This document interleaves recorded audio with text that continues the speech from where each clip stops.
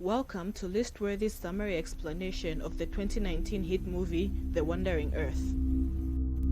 In the year 2061, the aging sun is about to turn into a red giant, rapidly degenerating and expanding, threatening to engulf the Earth and the entire solar system.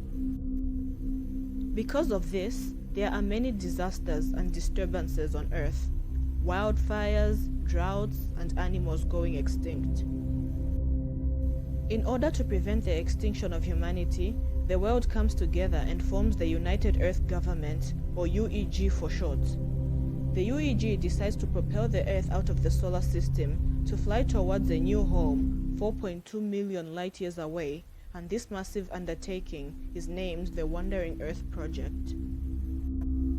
They built 10,000 giant propulsion engines called Earth engines, with the biggest ones being around the equator. They also spent 30 years building the navigation platform International Space Station, which will travel about 100,000 kilometers ahead of the Earth, and whose job is to safeguard Earth's trajectory, provide warnings, navigations, and communications for Earth.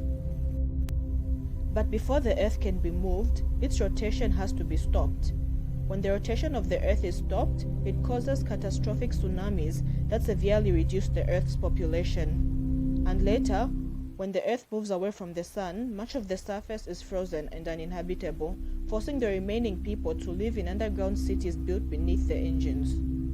The right to these underground residencies is selected by drawing lots. A winning lot cannot be transferred, shared, or gifted. At the beginning of the movie, a Chinese astronaut, Liu Peiqiang, promises his 4-year-old son, Liu Qi, that he will come back. Before he leaves, he places the boy in the care of his grandfather, Han Ziyang, and then gives them a special pass that will allow them residency in the underground cities. 17 years pass, and Liu Peiqiang's space mission is about to end, and he will soon return to Earth after the Chinese New Year. On Earth, a now adult Liu Qi sneaks his adopted sister Dodo out of classes, and the two go on a non-authorized trip to the surface in a heavy transport vehicle by obtaining fake IDs and stealing their grandfather's tracker clearance pass. They get busted pretty quickly, and while in prison, they meet a fellow prisoner named Tim, who is just a tiny bit obnoxious. Dodo and Liu Qi are soon joined in prison by their grandfather Ziyang, when he unsuccessfully tries to bribe a prison warden into releasing them. As Earth passes Jupiter, a gravitational spike causes devastating earthquakes that disable half of the Earth's engines.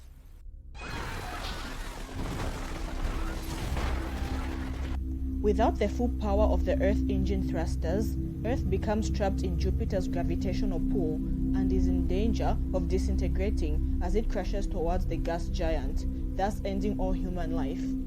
When the earthquake hits, Liu Qi, his sister, grandfather, and Tim are able to escape the prison and are about to go back to the underground city when their truck is requisitioned for an emergency mission by a military rescue team led by Wang Lei. All around the world, all hands are on deck to try and get the engines working again, and Wang Lei's team is on a mission to transport a fusion engine component to restart the engine in Hangzhou. This rescue mission concerns the survival of 3.5 billion human lives. This mission is the top priority, no matter the cost. In the frozen wreckages of what used to be Shanghai, they lose their vehicle, and while transporting the component up the ruins of the Shanghai Tower, one soldier is killed and Han Ziyang is trapped and eventually freezes to death. Before his death, however, we get a flashback of how Dodo came to be in his care. The group gets news that the Hangzhou engine is beyond repair and that the city beneath it was completely destroyed by magma, meaning that everything they went through, the people they lost, and the trials they endured have all been for nothing.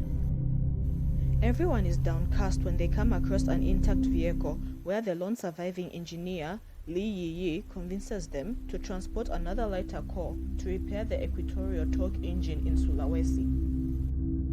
Meanwhile, in space, the artificial intelligence commanding the space station called MOS has gone rogue and directs the space station to escape instead of helping the people on Earth. Liu Peiqiang, wanting to help the people on Earth, breaks out of the forced hibernation Moss put him in and attempts to retake control of the space station with the help of a Russian cosmonaut named Makarov. Makarov, however, is unfortunately killed by Moss's security measures. When Liu Peiqiang finally reaches the control room, he finds that Moss has revoked his clearances and can do little to override the escape process. Moss then explains to Liu Peiqiang that he in fact hasn't gone rogue, but is only faithfully doing what he was programmed to do, which is to carry out a contingency plan of continuing the existence of humanity if the Wandering Earth project fails. Moss reveals that even if Earth manages to get all the engines working, it still will not be able to pull away from Jupiter's gravity. In 3 hours, the Earth will breach Jupiter's Roche limit and begin the inevitable disintegration process. Liu Chi's group arrives at Sulawesi to find that the engine is already fully restored. Globally, most of the engines have been repaired as well, but as Moss stated, the Earth engines don't have enough power to pull away from Jupiter's gravity. A transmission from Moss is broadcast all over the world, telling people that they only have hours left to live, and that people should make the most of the time they have left and spend it with their loved ones. Kiss your beloved partner and children. Gather with your family for a proper goodbye. At this point in the movie, we are treated to the reactions of people and the despondency that follows after Moss's broadcast. Liu Chi, inspired by recollections of his father's explanation of thruster mechanics as a child, proposes to ignite Jupiter's abundant hydrogen atmosphere in the hopes that the shockwave created by the explosion will be enough to push the Earth away. Li Yiyi proposes to hack and concentrate the Sulawesi engine's power to fire a plasma beam tall enough to ignite Jupiter. The group overcomes various challenges as well as injuries to carry out the plan, but they are not able to move the large firing pin in order to ignite it. They try to call for help over an open frequency, but as the world is about to end, nobody is really inclined to assist, as they all just want to be with their loved ones or commit suicide to end it quickly. Liu Peiqiang is contacted by Dodo and is able to persuade the UEG to use its communication channels to call for assistance for the party at Sulawesi, even though Moss reveals that the attempted solution was already proposed by other scientists and has no chance of success based on probability calculations. Other rescue and repair parties arrive at Sulawesi and the engine is fired up, but it falls short of being able to ignite the Jovian hydrogen. Liu Peiqiang proposes flying the space station into the plasma jet and detonating the space station's fuel to ignite Jupiter's hydrogen, but Moss disagrees, given that the station is a backup plan to make sure life continues should the Wandering Earth project fail. After disabling Moss using a fire started with a bottle of vodka that Makarov smuggled on board, Liu Peiqiang manually overrides the controls and apologizes to his son over failing his promise to return home, before piloting the space station into the plasma jet and sacrificing himself as the ignition succeeds. Earth is thus saved from destruction and continues towards the destination solar system. 3 years later, Liu Chi is now a former construction crew member and a respected hero. As the film ends, Liu Chi recounts and envisions the stages of Earth's migration in a hopeful tone.